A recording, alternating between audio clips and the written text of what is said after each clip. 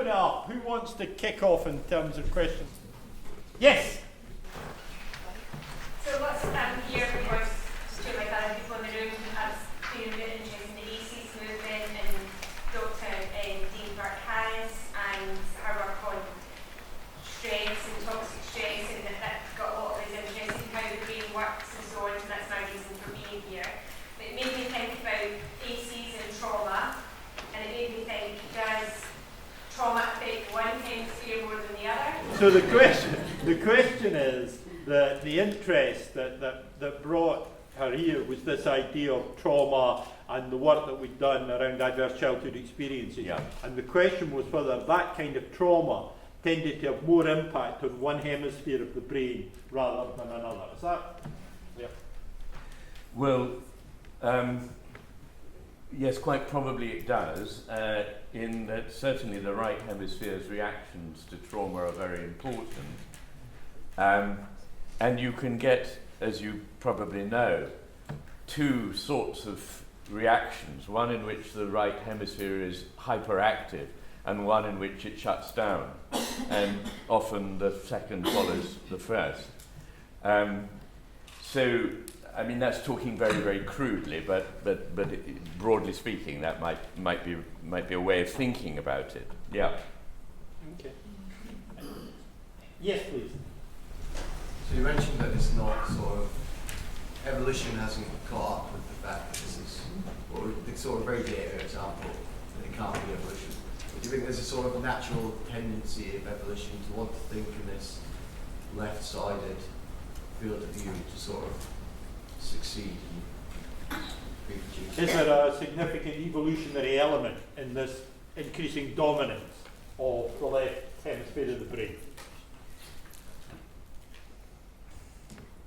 The changes that I'm talking about take place over timescales in which evolution is commonly thought of. It hasn't got time to make these big differences. There's more difference in how we use the brain than in the structure of the brain. If you image your brain and the brain of somebody in the 15th century, I don't think there would be a huge difference. Having said that, the brain is constantly in dialogue with the environment. The brain influences the environment, and the environment feeds back on the structure and function of the brain. But that's not really what I'm talking about. What I'm talking about here is that we get locked into a certain way of thinking. You see, the point about these two hemispheres is that they attend differently. And if you attend to the world differently, you see different things. So they're seeing different things that are not entirely compatible with one another, but they need to be held together in order that we can function. But it can happen that one of these ways of thinking, and it seems to be always the left hemisphere's way of thinking, comes to dominate.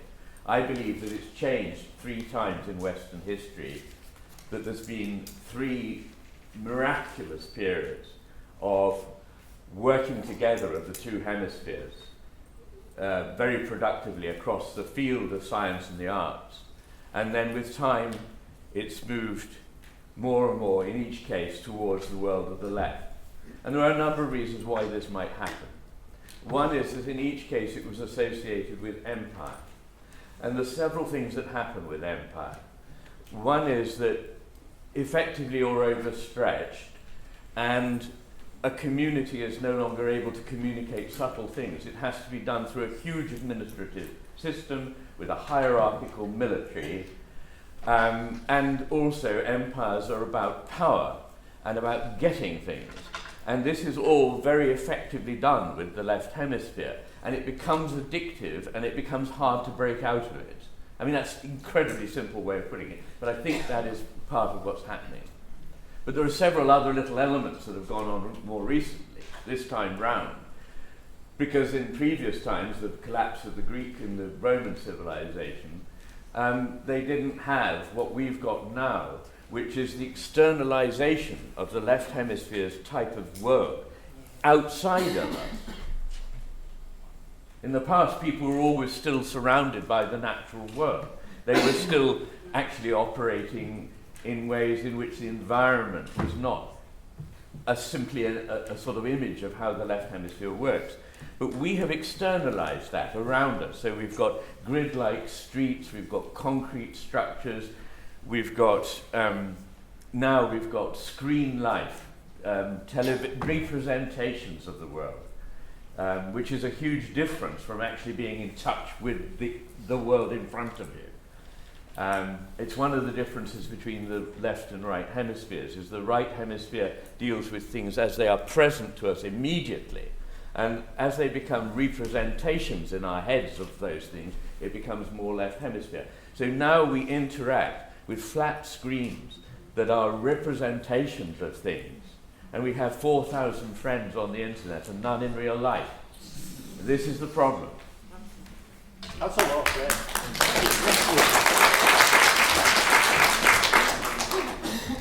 Do you think this has anything to do with there's any correlation with the rise in number of diagnoses of autism?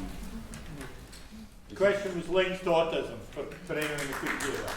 Yes, it's a very, very good question. Well, first of all, we don't know whether there is a rise in autism. It may be that we just diagnose it more and are more aware of it. And people differ on that. We have an expert in the audience. My own take is that it's probably not just one or the other, that undoubtedly we're more aware of it. There are reasons why people are more diagnosed, but I suspect that it's happening more. And I'll tell you why.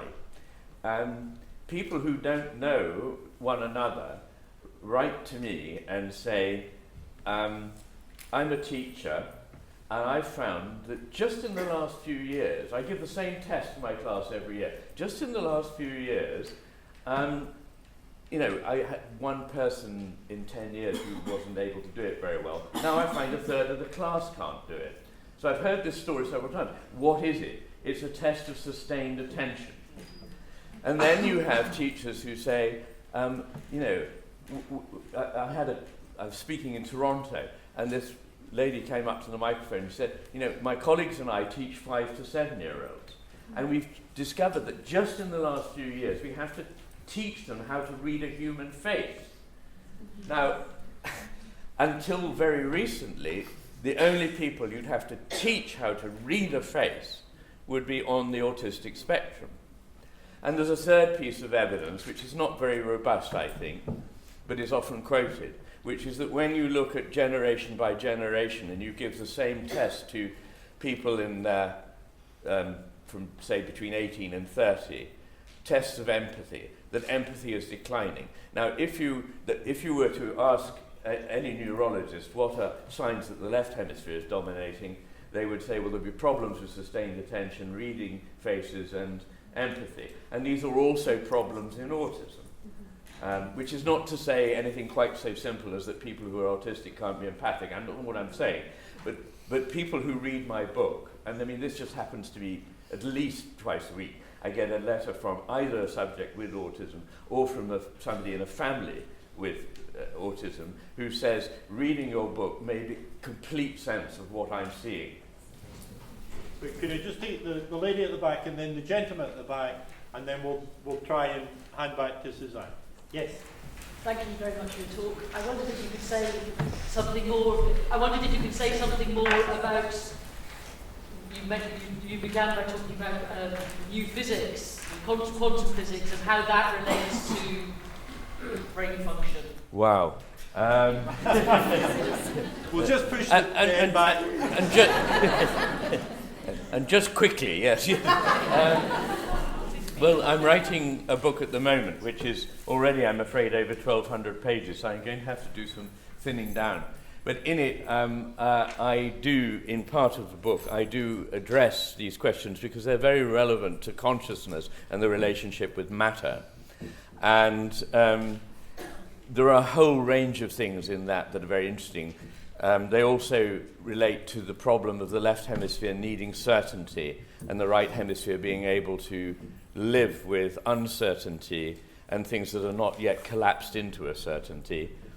Another thing that's very interesting and may sound, I hope it sounds, completely paradoxical to all of you is, and this pleased me very much because I've always believed this philosophically speaking, is that relations are prior to the things that are related.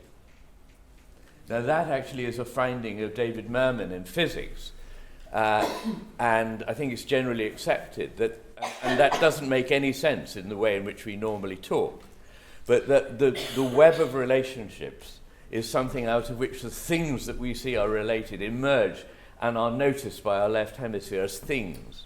So I'm writing a book called The Matter with Things. It's a pun on several levels. But part of that is that relationship is primary. And there is an image in Hindu cosmology of something called Indra's web, which you may know. And in that web, at every intersection in the web, there is a bead. And that bead or gem has an image of the whole of the net in it. Each one is like a hologram.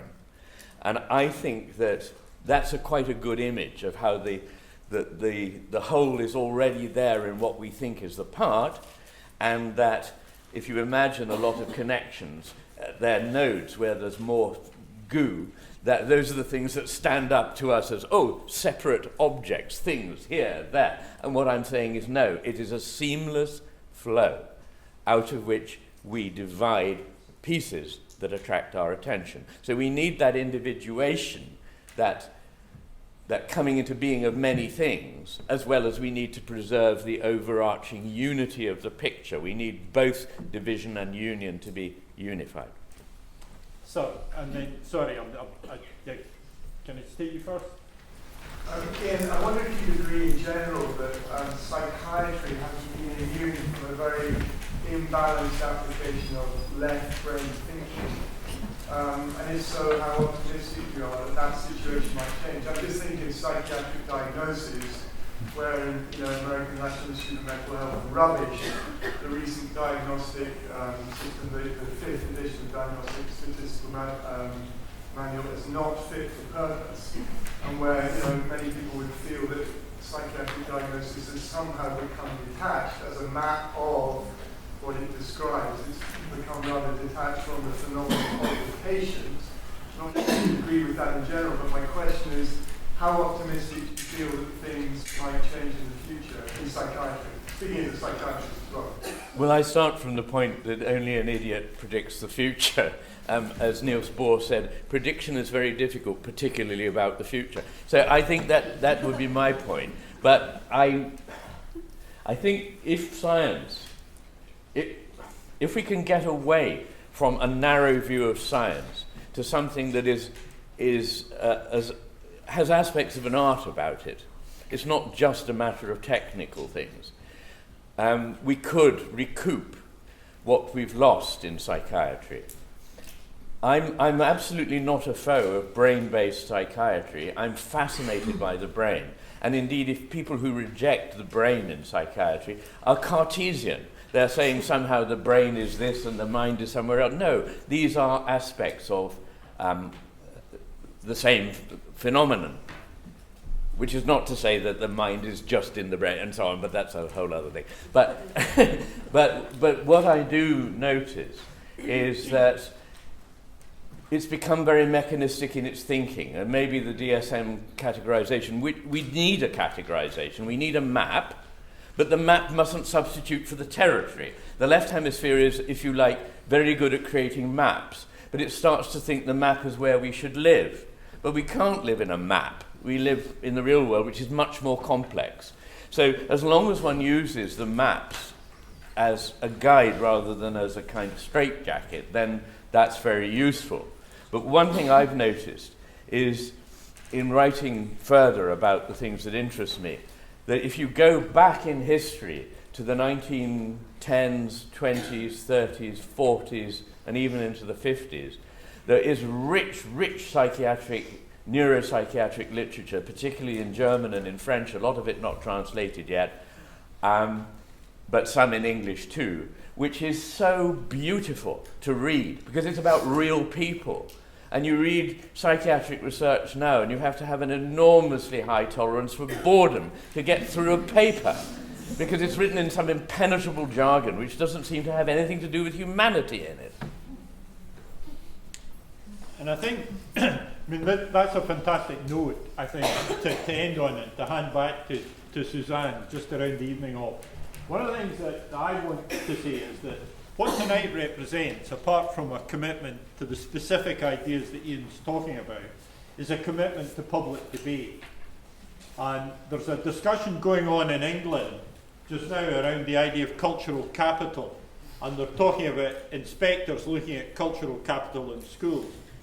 And an awful lot of that discussion about cultural capital, we can track back to the Independent Labour Party and the trade union movement in Scotland, who were organising opera during the general strike for the striking miners, because there was a recognition that people were entitled to knowledge, were entitled to ideas, and were entitled to a richness of experience.